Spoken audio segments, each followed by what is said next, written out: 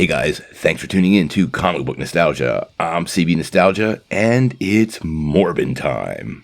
Well, this is a really weird story, and I honestly cannot believe this is actually happening. But it appears we have not seen the last of Morbius in the theaters. Now, if you've been paying attention the last couple of weeks, this has been something we've all been worried or maybe hopeful will happen. But there's been somewhat of a huge social media campaign around Morbius. Now, most of these are memes, and they're not laughing with the movie. They have been laughing at the movie. And apparently, Sony Pictures has taken that as a cue to push the movie back into theaters.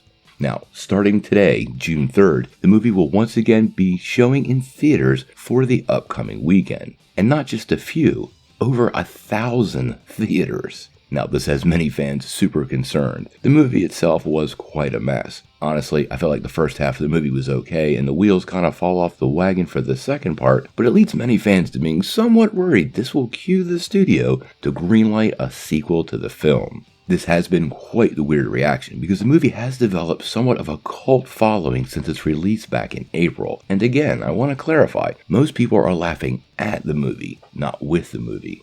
But the film has performed apparently very well on Apple TV, so it's really hard to put our fingers on it, and honestly, Sony cares more about the reaction and the money made from it than the quality of the film, and that might be driving the decision-making process.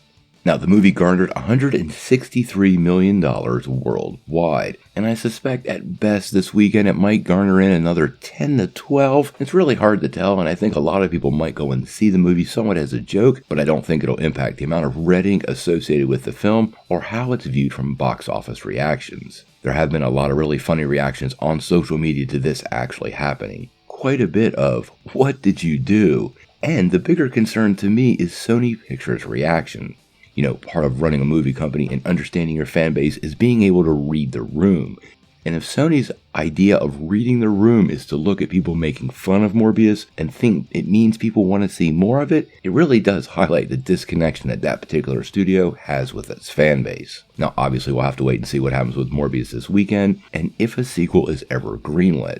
Honestly, I wouldn't be surprised to see Jared Leto return in the role as Morbius, but I would be surprised if he had his own feature film again. More than likely, if we see him again, he'll be teaming up with one of those other Spider-Man villains, assuming movies like Kraven the Hunter do okay, but we're gonna have to wait and see because I think at this point Sony is pretty far out on a limb, and this whole move kind of reeks of a little bit of desperation. But until we know more, what do you guys think? How shocked are you that it's actually Morbin time and Morbius is set to re-release in theaters? And are you worried Sony's inability to read the room is indicative of why so many of their movies don't connect with fans?